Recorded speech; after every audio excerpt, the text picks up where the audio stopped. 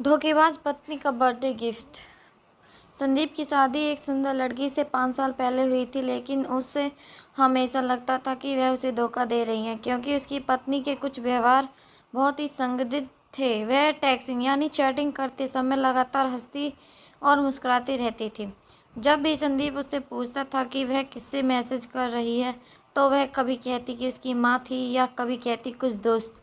वह अक्सर देर रात से काम से घर आती थी। जब भी संदीप ने उससे पूछा कि क्या चल रहा है, वह हर बार हंसती थी। वह ये सिर्फ इतना कहती थी, यह काम के बाद कोई दबाव के कारण है या कुछ और कारण बता देती। एक रात वह 11 बजे दही और दूध लेने के लिए निकली। संदीप ये जानने के लिए जागता रहा कि वह कब वापस आती है। वह रात के 2 बजे वापस आई। अब बस क्या, इससे ज़्यादा संदीप बर्दाश्त नहीं कर सकता था। उसने कुछ सबूत हासिल करने के लिए एक निजी डिटेक्टिव को काम पर रखा। संदीप अच्छी तरह जानता था कि बिना किसी सबूत के तलाक के लिए फाइल आगे बढ़ाना मूर्खतापूर्ण होगा। जासूस ने अपना काम बखूबी से किया और कुछ ही दिनों में संदीप को सबूत दिए और उसकी पत्नी एक दोस्त के साथ उसे धोखा दे रही थी।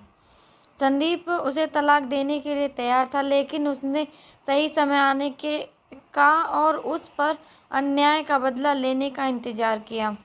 उसकी पत्नी का जन्मदिन कुछ ही हफ्तों में था। संदीप ने उससे पूछा कि वह जन्मदिन पर क्या चाहती है। उसने संदीप से कहा कि वह अपने जन्मदिन पर काम करने में व्यस्त होगी। संदीप ने अपने दोस्तों के साथ छुट्टी पर जाने के लिए कहा, क्योंकि वह उस सप्ताह के दौरान बहुत व्यस्त होगी। संदीप को पता था कि वह वास्तव में क्या कर रही थी। जैसे ही सप्ताह आया, संदीप एक दोस्त के घर गया और उसने अपनी पत्नी से कहा कि वो अपने दोस्तों के साथ टूर पर गया है।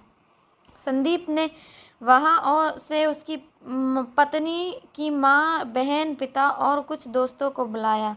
उसने उससे कहा कि वो उसके जन्मदिन पर सबसे बड़ा सरप्राइज़ देना चाहता है। संदीप ने उनसे कहा कि हम सरप्राइज़ देने के लिए उसके कमरे में घुसेंगे।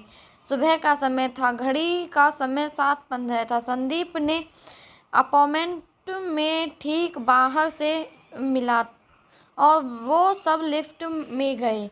वो अब कुल मिलाकर 7-8 लोग थे। उसकी पत्नी की माँ के हाथ में जन्मदिन का केक था, उसके पिता के पास शैंपेन की बोतल, बहन के पास फूलों का गुलदस्ता था। उसके सभी दोस्तों के पास उसके लिए कुछ उपहार थे। किसी को अंदाज़ा नहीं था कि क्या होने वाला है। संदीप ने भी सभी को जितना हो सके शांत रहने के लिए कहा। संदीप ने दूसरी चाबी से अपार्टमेंट का दरवाज़ा खोला, जो उसके पास ही था। वो संदीप की पत्नी को सरप्राइज़ देने के लिए बेडरूम में घुसे और वहाँ दूसरे आदमी के साथ चैन से सो रही थी। उसके पिता ने सदमे में शैंपेन की बोतल फर्श पर गिरा दी।